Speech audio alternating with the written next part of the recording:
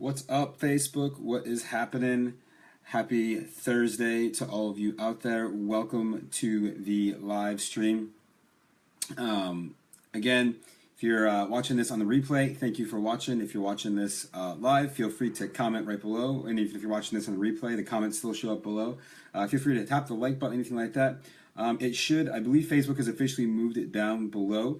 There should be, if you're not already, a button that says subscribe. If it'll ask you to subscribe to my live feeds. If you want to get notified every time that we go live on one of these, then you can go ahead and click that button. And we'll be ready to happen and jump in when that's going. First and foremost, I want to talk today a little bit about permission-based marketing. And for those of you guys just hopping in, we'll give another few seconds here for everyone to hop in. I want to talk, again, like I said, a little bit about permission-based marketing today. And I want to do this primarily through a story that I want to share with you guys that I think will highlight my points very, very well. And so, again, if you're just hopping in, welcome to the live stream. Happy to have you here. Again, we're going to be talking permission-based marketing and why it's going to make you more money. It's something that I'm definitely not the creator of this idea. Seth Godin wrote a book called Permission-Based Marketing, or Permission Marketing, I believe is actually the title of the book. Fantastic book, by the way. If you want to read and learn more about some awesome marketing stuff, get that book. Definitely a great way to do this. And by the way, guys, if you could, in the comments, just give me a thumbs up or let me know if the sound's coming through clear right now. Eric, go Bills. Absolutely excited for tonight. Bills will be playing. I'm definitely going to be watching that game. I'm trying some new headphones. They're Bluetooth headphones. As you know, iPhone is getting rid of everything, and a lot of people are going that direction. So I'm kind of testing out the sound quality in this. So if you could, just let me know below if the sound is working. You could give me a thumbs up or just let me know that you can hear me clearly as I go through and do this. But let's talk about permission-based marketing. I want to start with the story first. So here's the deal. It's rather funny, actually. So I get a text on my phone here. I don't know if you guys can see this or not. Probably not really read it. But I get this text through one of our business lines from an ad that we placed on Craigslist for a house that we had for sale. And I'm just going to kind of read what the text said, and then I want to talk about this will directly illustrate the point. So the person in question here just says, "Hey, sounds like a great property you have on Craigslist. Are you a fellow real estate investor or wholesaler?" And so I immediately assume, oh, great, this is another investor who saw one of my ads on Facebook and is reaching out. Perhaps he has a wholesale property, or perhaps, perhaps he's just out there looking for properties. Who knows? But always happy to connect with other investors. Side note, if you live in the Buffalo, New York area, you operate in the Buffalo, New York area, we're always looking for new properties. We'll pay if you get us a property that we can buy. We have several properties for sale right now, so be sure to let me know if you have buyers. We've got price points all the way from $60,000 to $600,000 in the Buffalo market, all over the place from Cheektowaga to Amherst to Clarence to Lockport. We've got places. So if you're on this and you're one of my Buffalo friends, definitely check this out. Michael says the title is familiar. Do you know who the hardcore closer is? Michael, I don't know who the hardcore closer is, but permission marketing is a concept that Seth Godin first put out there. And anyone who has studied marketing at all has definitely read Seth's books and has probably taken this topic from them. But it's such a fantastic topic that I wanted to talk about it here. But anyways, so I get this text from this investor, and I'm like, oh, okay, great. I was like, hey, here's our information. Yeah, we do real estate, blah, blah, blah, blah. And he writes back, okay, great, I'm an investor and I get most of my leads from Craigslist. I'm like, okay, cool. In fact, I published a free training about it. Would you like to check it out? So this guy messages me under the false pretense of a property that we have, and then immediately starts trying to market to me about a product that he has to help people market on Craigslist. And then, so he sends that, and here's the best part. He sends that at 1:40 p.m. to me. And then at 7:40, 6 hours later, he sends another message here that says, hey, here's my name. I'm an investor doing deals all across the U.S. and you can check out my free training on this website here, and then sends me a link to the training. And it says it will be worth your while. Okay, so let's talk about this for a minute, right? Let's just break this situation down. And by the way, no one's saying anything in the comments. Can you just let me know that you guys can hear me okay? Again, like I said, I'm trying out some new headphones and they're going via Bluetooth, so I'm hoping that this is all coming through. If not, I'm going to have to redo this video. Hopefully that's not the case. So if you can hear me, just in the comments below, write down that you can hear me just fine. I would very much appreciate that. Okay, so first and foremost, he messages me under the pretense of checking out a property that I have listed. And that's fine. I have no issues at all with an investor reaching out to me to talk to me about. Thank you, Eric. Appreciate that. Okay, good. So I'm going through clear. Perfect. Thank you, guys. Appreciate that. Shamika, appreciate that as well. So he messaged me under this pretense of, hey, you have a property for sale. And awesome. Thank you, Dean. Appreciate that. And he says, hey, all of a sudden, it's just, Rochelle says, hola, William. That's funny. But he sends me this thing under the pretense of wanting to buy or potentially wanting to know more about my business, and then immediately dives into sending this to me. Now, here's where it gets better, right? So not only does he do this about 6 hours after now, mind you, I've not responded. Like literally, I don't know if you can actually read it or not. It's probably too much glare going on here, but like literally 6 hours later, he sends me, and I've sent him nothing. I didn't respond to him after he sent this link because I'm not really interested in learning about your Craigslist marketing method. No offense, I have my own marketing methods.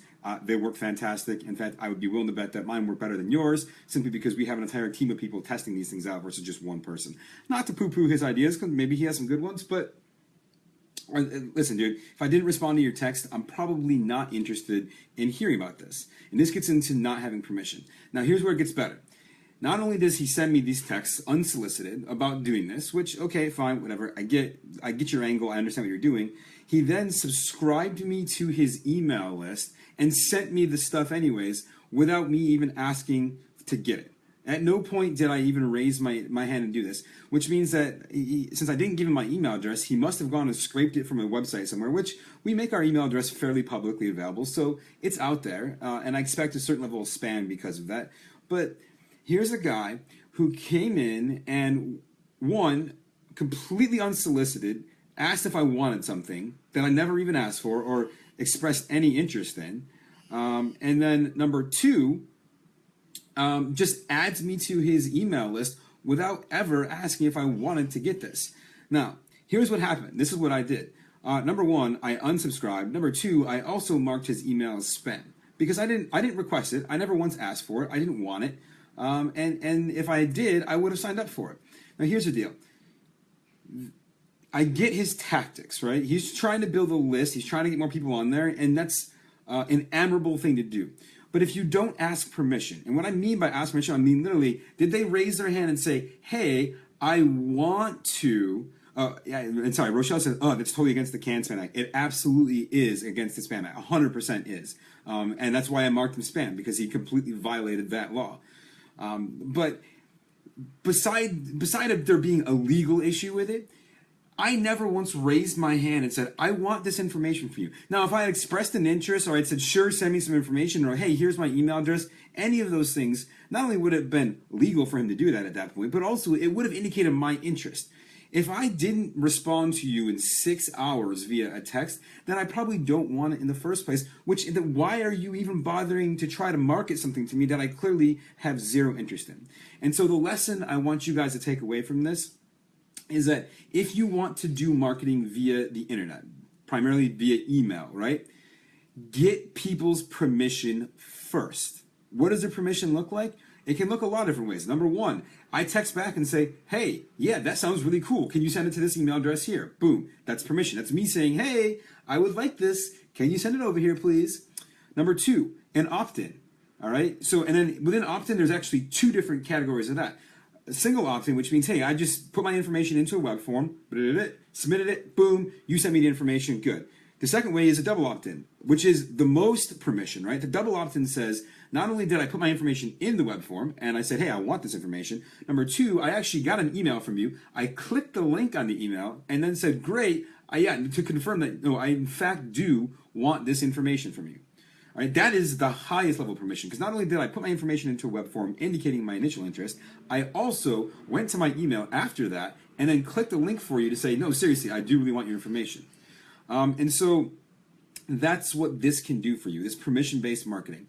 And I could go in and talk literally for hours about permission-based marketing, but I actually need to run to another meeting here shortly, and so I just wanted to talk about that for a minute. And so I would love to know, guys, if you're watching the replay, if you're on live right now, thank you for being on live, I appreciate it. I would love to know, how many times have you ever decided to buy something because you got an unsolicited email or offer from someone for that thing? I would love to know what the stats are. If you have, I would also, if you don't mind sharing, I'd love to know what it is that you bought. Just in the comments right below this, write down what it was you bought, or if you just get that stuff. And I also would love to know, how does it make you feel to just get unsolicited emails from people to buy things that you didn't. So what I mean is, you didn't sign up, you didn't opt in, you didn't buy something from them in the past. You literally just started getting emails from someone without raising your hand and asking for that permission. So I'd love to know more about this. I will probably do another live feed in more detail when I have some more time about permission-based marketing, about a lot of ways that we can tackle that. If you'd like to know more about that, also in the comments, just ask any questions that you have. I'll be happy to answer those questions. Otherwise, I do need to run right now because another meeting, but I did want to talk about this briefly. So permission-based marketing, guys, do it, use it. Get people's permission first before you ever send them any information, especially via email. If they want the information, listen, if they haven't said I want it, they're not going to be your customers anyway, so who cares? Don't waste your time on people like that. All right, literally, this guy is spending time texting someone that is never going to be his customer. And not only did he do that, he pissed me off. And so if I ever see or hear from this guy again, I'm not going to want his stuff in the first place, because he's annoyed the heck out of me by doing it. So not only has he alienated a customer, he's wasting a ton of time. He hasn't gotten permission. It's just altogether a terrible tactic to get someone to join your list. There's so many better ways. You can do it so much better. This guy failed miserably at this, and I wanted to share that story with you guys today because I thought it was important to talk about that.